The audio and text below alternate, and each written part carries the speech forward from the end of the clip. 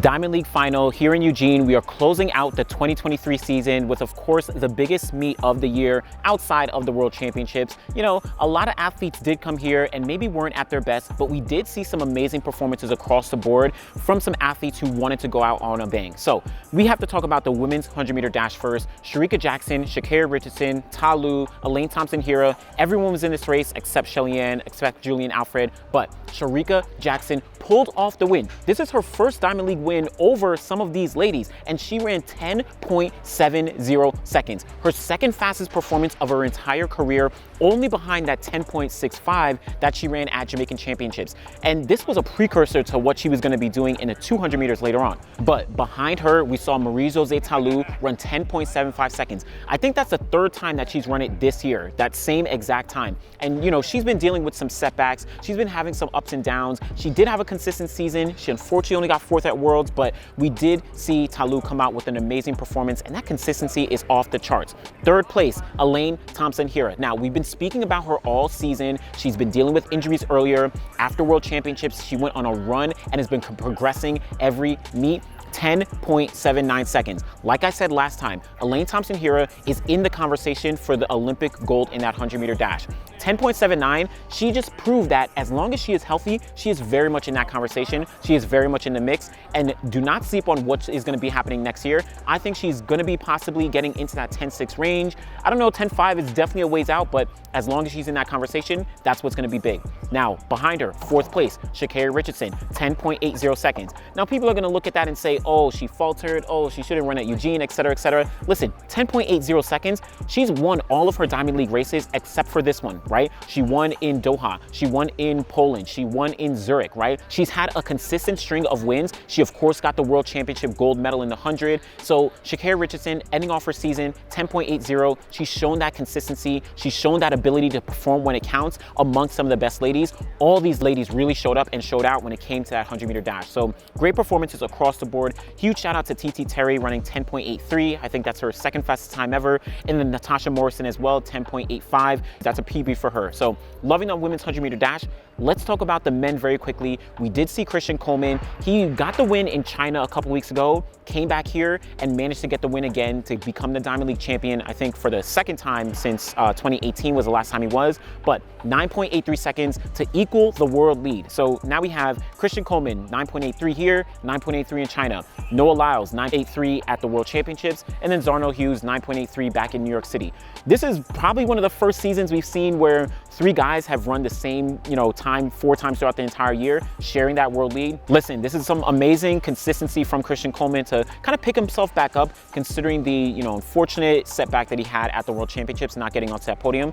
He's just proving that he is not to be forgotten. He is very much in the mix going into the Olympic next season. So we're going to see what happens with that. Now, I want to talk about the men's 400-meter hurdles where we saw Ryan Benjamin and Karsten Warholm finally go head-to-head for the first time outside of a championships, I think, since 2019 in Zurich. And guess what? Benjamin got the win in 46.39 seconds. That's his second fastest time ever, and only him and Warholm, as well as Dos Santos, have ever run faster. Warholm still ran super fast, 46.53 seconds. That is one of his fastest times as well, and it proves that these guys, when they're in a race together, when they're healthy, when they're going head-to-head, they're going to produce fast times. Again, think back to that 2019 race in Zurich.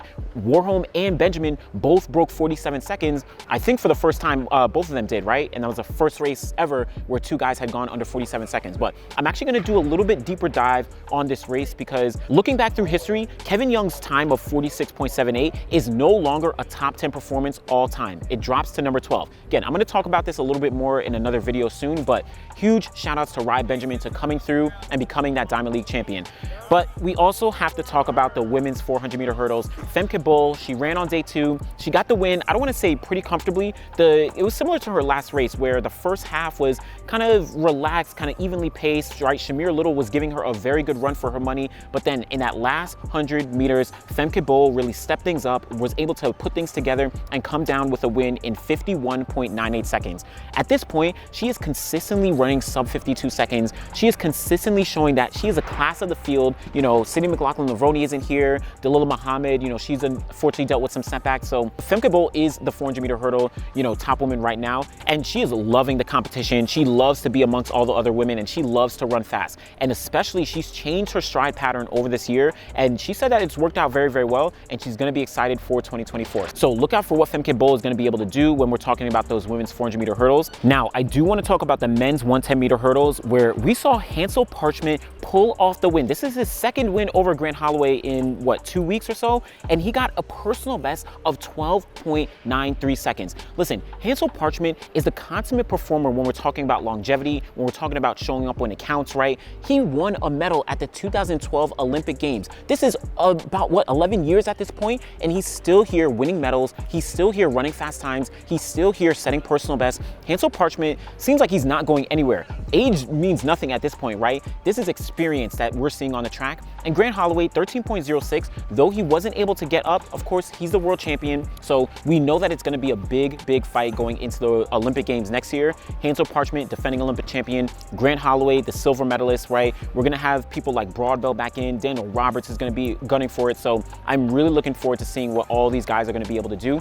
On the women's side, listen, Tobi Amusan, people have been doubting her. People have been saying that, oh, what she did in Eugene last year was fake and, you know, it didn't count. Listen, she's a world record holder, and she came here and won the Diamond League final. I think, what, the second year in a row? 12.33 seconds. She's been super consistent. That's a season's best for her. Let's not forget that prior to, you know, that little band that she had, she was actually running very, very fast. She was actually kind of leading the world in terms of consistency, along with Nia Ali, Jasmine Camacho Quinn, et cetera, et cetera. But Tobi Amusan, really looking forward to seeing what she's going to be able to do to bounce back and get back on top of the podium, along with challenging some of the other women in that 100-meter hurdles when we're talking about the Paris Olympics. Now, I did speak about Shericka Jackson before. Let's jump back to that women's 200, and she came out here. Of course, she wanted to get that world record, but regardless, 21.57 seconds. Listen, I was saying it previously when she ran 21.48.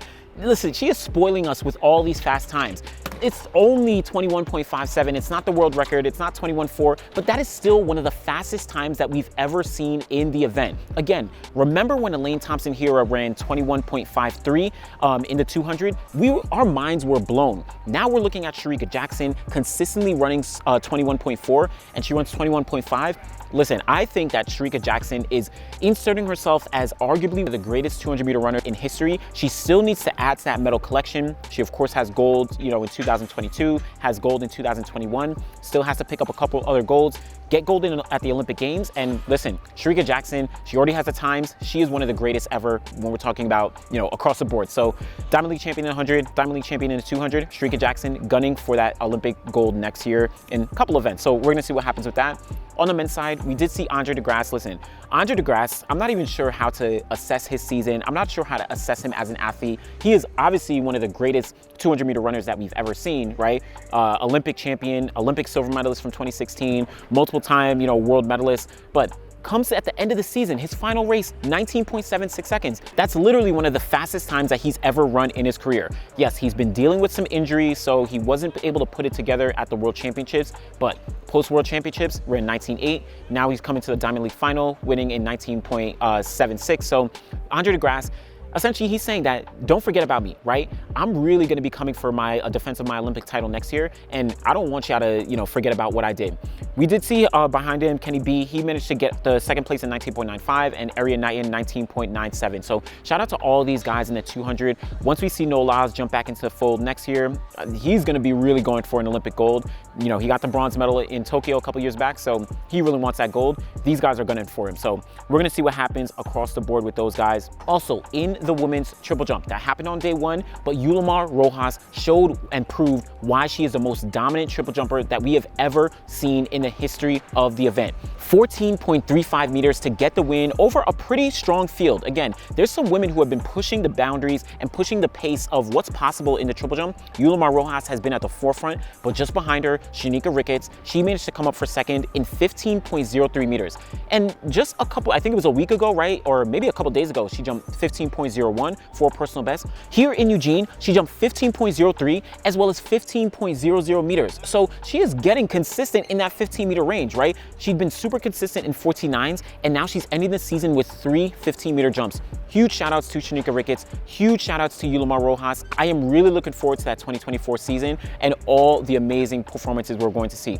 So those are just some of the highlights. Definitely, I didn't talk about everything, the men's 400, the women's 400, right? A couple of other races and a couple other events. Let me know what your favorite performance from the Prefontaine Classic, the Diamond League final was. Let me know if you think this was a good Diamond League final. I mean, in terms of, this being the first time the Diamond League final was not in Zurich or Brussels, for the most part, it was pretty good. Listen, I'm gonna be honest, Eugene probably isn't the greatest city, as it's not a really, really big city. It's hard to get to. A lot of the athletes just come in and out, but considering they have a huge stadium, they want to host the Diamond League final, can't complain, right? Always love to see some track regardless of where it is. So let me know what you thought about the Prefontaine Classic. Let me know what you thought about the Diamond League. I have a documentary actually coming about the history of the Diamond League with some really good interviews that you'll definitely want to check out when I put that out some months down the line. But definitely make sure you let me know what you think, and then thanks for watching.